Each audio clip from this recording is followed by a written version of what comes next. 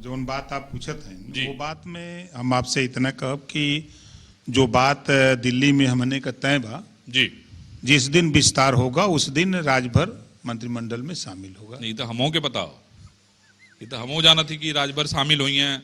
चौहान साहब भी, भाई आपने तो ऐलान कर दिया कि हमारा चौहान साहब का पक्का, बाकी केकर हो कच्चा हमें मालूम नहीं हो, ये तो आपने ऐलान कर ही दिया है। तो यही मैं, ये जब आप हमन पूछत पूछत थक गली और तू बोलत बोलत थक गल हुआ, दोनों बात हो गई लो। नहीं, हमारे लोग चिंतन कर रहे हैं।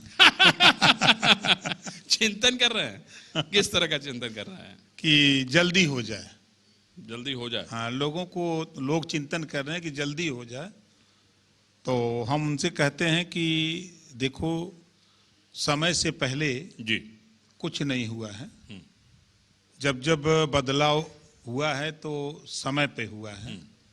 तो चुनाव का समय आ गया है, अब धैर्य रखिए, दिल थाम के बैठिए, अब जल्दी ही काम होने वाला है। मतलब अगर फल मिले वाला हो। हाँ हाँ, मिले वाला बा। क्या बात है। चलिए, अच्छा चलिए, 2024 का लोकसभा का चुनाव बहुत नजदीक है ओम प्रकाश जी। चुनाव आपकी पार्टी 2019 में भी लड़ी थी, आप 2022 में उधर अखिलेश जी की तरफ चले गए, उसके बाद अब आप जो है 2024 में जो है चुनाव लड़ेंगे मोदी जी के साथ। तो आप क्या सोच रहे हैं, किस तरह से सोच रहे हैं? क्योंकि मुझे तो अंदर की सारी बात पता है कि भाई आप क्या बात हुई थी आपसे, क्या आपने मांगा था, उन्होंने क्या नहीं किया। हम आपके मुंह से सुनना चाहते कि कौन रास्ता निकलत हो, कितना सीट पे कोई बातचीत बनत हो।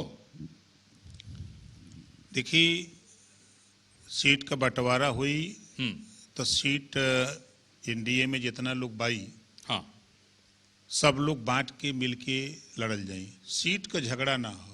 अच्छा, सीट का झगड़ा ऐसा बारी ना हो। झगड़ा इतना बात खाली हो कि उत्तर प्रदेश में 80 सीट, पूरे देश में 330 प्लस सीट जीत के माननीय नरेंद्र मोदी जी के प्रधानमंत्री बनावे के झगड़ा हो, ये झगड़ा हो। नहीं, ये झगड़ा तो हमें समझ में आ गई, तो सुलझा ले बताऊं।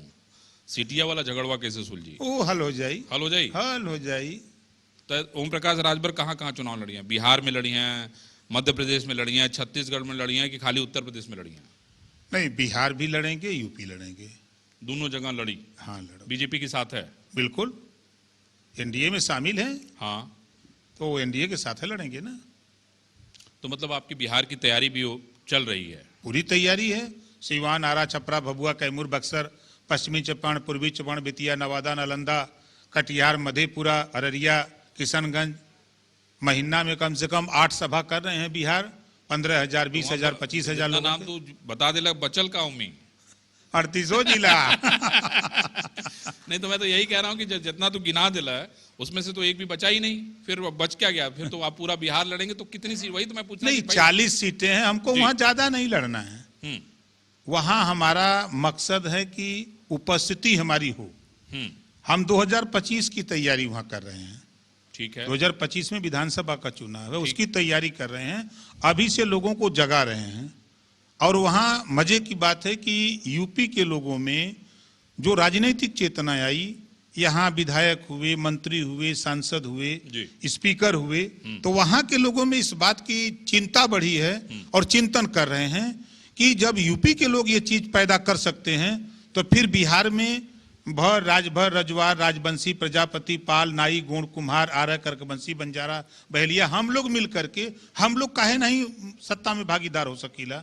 इससे वहां बहुत जोश है। अपने संसाधन, अपने पैसे से लोग, अब जहां 20-20 हजार भीड़ जुटाने के लिए अपने से लोग आ रहे हों, तो ये एक लक्षण दिख रहा है वहां कि लोगों में चाहत बढ़ी है। नहीं, लेकिन अब तो परिस्थितियां दूसरी हो गई हैं, अब आप एनडीए के साथ ही हैं, तो अगर वहां पे पैरेलल चुनाव लड़ेंगे तो भाई तो एनडीए के साथ आपकी जो बातचीत है उसमें सवाल होगा। तो एनडीए के साथ मिलके लड़ेंगे कि अपना पैरेलल लड़ेंगे? नहीं, एनडीए के साथ मिलके लड़ेंगे। उपस्थिति का मतलब वहां हम लोग 1 सीट लड़ सकीला, 2 लड़ सकीला। मतलब वहां तो हाथ 2 सीट रही, हमें लगा था। कोशिश करेंगे, हैं, कोशिश करेंगे। तो सारे बिहार के जितना बाहुबली हुआ कुल तोरे संपर्क में हुआ है? नहीं, हमें लगत तो जितना बाहुबली उत्तर प्रदेश का हुआ वो सब खाली के फोन करत हुआ ओम प्रकाश राजभर के कि भैया हमारा टिकट गाजीपुर से करा था। अभी हमें जानकारी मिलल कि भाई ब्रिजेश सिंह जो है टिकट मांगत हुआ गाजीपुर से, और पता चलल कि सुहेलदेव समाज पार्टी से चुनाव लड़ी हैं। अभी तक रहल कि भाई मुख्तार अंसारी वह तोरे संगे मिलके चुनाव लड़त रहना, तो ये मतलब जितना बाहुबली के जिम्मेदारी है वो सब ओम प्रकाश राजभर के जिम्मे हो। हमरे पल्ले जिम्मेदारी ना हो। हाँ हम जैसे गठबंधन करीला टिकट तो ओके देवे के हो। नहीं वो बात तो हम समझ गेली, लेकिन अब सब आदमी तो तोरे के यहाँ आवत हुआ ना। अब भाई अब वो लोग सोचल ना कि ओम प्रकाश के भेज देवल जाए और हम लोग सहयोग कर देवल जाए, वो जीत ही जाए। तो मतलब तू कहत कि दोषी असली वो न हुआ, बना देत हुआ तोके। हाँ हैं? तो आप उनसे कहते नहीं कि साहब आप हमारे जिम्मे क्यों लगा देते? पब्लिक तो हमसे सवाल पूछती है कि जितने माफिया, जितने अपराधी हैं, जितने महान लोग हैं वो सब हमारे जिम्मे आ जाते हैं। पब्लिक सवाल नहीं पूछती है जी, पब्लिक सुरक्षा चाहती है। आजकल खेल ही बा कि चुनाव के बाद कोई ये ना पूछला कि कितना सीट हरले, लोग पूछला कै सीट जीतले। सही बात है ये। लोग रिजल्ट जानते हैं। आज ओम प्रकाश राजभर आपके यहाँ दिल्ली यहाँ तक आया है, तो रिजल्ट आने के बाद तब ओम प्रकाश चर्चा में आया ना। पिछले नहीं, हम तो मान के चल रहे थे कि आप तो चर्चा में बहुत दिन से भाई। नहीं, वो बात हमारा आपका वार्ता, हमारी आपकी बातचीत तो ठीक है लंबे समय से, लेकिन जो प्रदेश स्तर से उठ के राष्ट्रीय स्तर पे जो चर्चा होने लगी है आज, तो वो सत्ता में आने के बाद तो लोग ये देखते हैं कि हमारा नेता जीता और जीत करके हमारी भलाई कर रहा है कि नहीं कर रहा है, तो अब वो मदद कर रहे हैं। तो मतलब आप ये कहना चाहते हैं कि जितना माफिया हुआ, जितना महान लोग हुआ, वो कुल साथे रहले से सब मदद करत हुआ। अब ये बतावा जितना माफिया हुआ उनके संगे शरीफ ना हुआ। नहीं, हम तो कहते हैं ना, यही तो हम तुझसे पूछल चाहते ही। मैं तो आपसे यही पूछ रहा हूँ कि भाई जितने माफिया हैं सब आपके संपर्क में है, आपके शरण में है। नहीं, हमारे शरण में नहीं, हमारे शरण में देखिए रजिस्टर नंबर 8 थाने में हो, हमरे पल्ले वोटर लिस्ट हो, वोटर लिस्ट में जेका नाम हो ओके चुनाव लड़ावे का लड़े का अधिकार हो। तो अब वोटर लिस्ट हमने के पल्ले बा, रजिस्टर नंबर 8 तबाय नहीं। चुनाव आयोग रोक लगा दे, कोई लड़ेबे न करी। तो आप सब आपने भी पाले मतलब अपनी के दूसरे पाले में डाल दे, बोले यार चुनाव आयोग करे, हमारा काम नहीं, हमारे यहाँ आई तो फिर हम लड़ाई। भाई अब जब वोटर लिस्ट में नाम बात तो हम कैसे रोक दे? ये भी बात सही कह रहे हैं आप। चलिए हम लोग इंतजार करें कि भाई अच्छे लोगों को मिले। ओम प्रकाश जी, एक और बात मैं देख रहा था कि अगर इस देश में अगर सबसे ज्यादा कोई विवादित बयान देता है तो वो ओम प्रकाश राजभर, उसमें से मतलब अगर 10 लोग होंगे तो उसमें एक नाम आपका भी होगा। नहीं, एक नंबर होगा। एक नंबर ना? एक नंबर होगा। क्या बात है भाई, देखिए स्वीकार करने वाले लोग बड़े नहीं, कम आज होते हैं। हम बता दे रहे हैं, मतलब हमारे हम तमाम त्योहार साथी हम यहाँ तमाम साथी बैठे हैं। हाँ। देश में Rajput regiment, Sikh regiment, Jat regiment, सबसे ज्यादा टैक्स देता है व्यापारी। तो वैसे रेजिमेंट क्यों नहीं? बढ़िया, उनकी सुरक्षा के लिए क्यों नहीं? हाँ भाई बननी चाहिए, कोई बुराई नहीं है। ये तो विवादित बयान है। नहीं नहीं, कांग्रेस ने हमें विवादित नहीं लगता, हमें विवादित तो दूसरा लगता है ना भाई। आप जब अखिलेश जी को कह देंगे कि भाई इन लोग की बुद्धि 12 बजे छूटती है, वो नया झंझट हो जाता है उस पे। मैंने नहीं कहा। किसने कहा? नहीं, ये हमारे पूर्वांचल में, यूपी के पूर्वांचल में कहावत है, जैसे जातियों पे कहावत है, हाँ। उसी पे उनकी जाति पे कहावत है। वो बात मैंने क्यों कहा? क्यों? हमारे यहाँ चोलापुर में एक हत्या हुई राजभर की, संजोग से दरोगा यादव, एसआई यादव, मैं वहां सुबह पहुंच गया। मैं पहुंचा वहां करीब 9:30 बजे। जब पहुंचा तो चूंकि प्रोटोकॉल में था, तो दरोगा भी थे, एसआई थे, पुलिस थे। मैंने पूछा कि भाई क्यों, कैसे घटना हुई? तो बातचीत में चूंकि उस दरोगा से हमारा संबंध था, तो मजाक में कहा कि का बताई नेताजी, ये जोन कहावत बा हमरे पूर्वांचल में, ये 8 बजे मार देला सर। तो हम कहे कि क्यों 8 बजे क्यों? तो कहे अब 12 बजे के बाद मर लो, 12 बजे बाद होत तो बुद्धिया खुलल होते रहने का, बुद्धिया पता नहीं कहाँ चल गई। मतलब आप कहना चाहते थे आपने नहीं कहा, उसने कहावत में कह दिया। वो कहावत में कहा, तो उसी को मैंने कहा कि पूर्वांचल में कहावत है, पूर्वांचल में कहावत है कि अहिर का बुद्धि 12 बजे खुलला। ये पूर्वांचल में कहावत हो, लोग कहते हैं। उसी बात को हमने कह दिया तो उसी को तिल का ताड़ बना दिए। बताइए इतना मतलब कितना वायरल हो गया वो बयान। होने दीजिए, ये विवादित बयान थोड़ा है। ये तो हजारों बार मैंने मंच से कहा, जो वंचित शोषित लोग हैं उनको सिखाया कि देखो, लोग जिसको कहते थे कि 12 बजे बुद्धि खुलती है, उनकी 4 बजे भोर में खुल गई।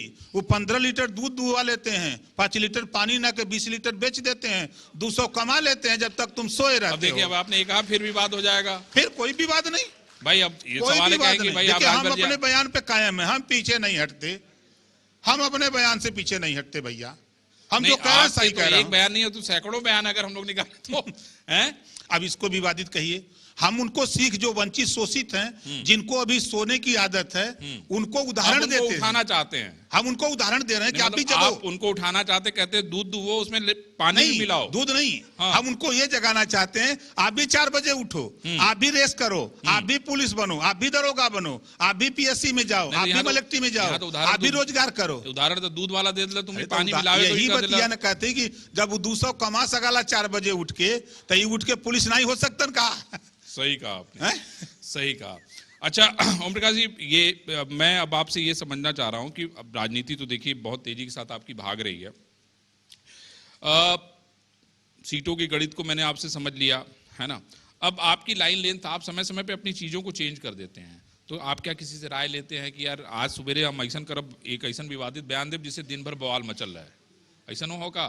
अच्छा ये बतावा कि जितना बयान हो, कौनो बयान हमरे हिसाब से गलत ना हो। अरे भाई गब्बर का बयान इतना चर्चा में आ बिल्कुल गया। है। देखिए उन गरीब कमजोर जब इलाके में जाइए जहां सर उठा के बात करने की हैसियत नहीं, जो व्यक्ति गरीब थाने पर नहीं जा सकता, सिपाही को देख के डरता है, उसको डरवा करके उठ लिया जाता हो, उस इलाके में उनका मनोबल बढ़ाने के लिए हम उनको सोलेट का डायलॉग सुनाते हैं। सुना दीजिए यहाँ पे, हम लोग भी सुनने जरा। वही डायलॉग सुनाते हैं कि यहाँ से गब्बर सिंह ने बोला था, यहाँ से 50-50 कोस दूर जब रात को बच्चा रोता है तो माँ कहती है बेटा सो जाना, एक गब्बर सिंह आ जाएगा।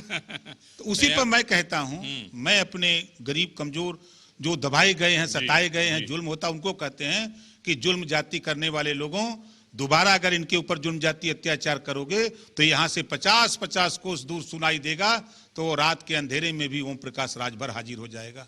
और जो भाजपा वालों को कहते हैं आप अभी इतना सारा कुछ कहे थे, उसका बवाल क्या होगा? नहीं कोई मतलब नहीं। देखिए अच्छा वो जुमला था आपका, वो चुनावी जुमला। वाह रे ओम प्रकाश जी, मतलब ये मतलब भाजपा वालन के अब जुमला हो गल। अब यही अगर अखिलेश में रहता तो वो अखिलेश के लिए जुमला हो जाता। देखिए चुनाव के समय अच्छे अच्छे जुमले किसी पार्टी को बताइए जो न बोला हो। तो अभी इस बार क्या नया जुमला आप निकाल रहे हैं?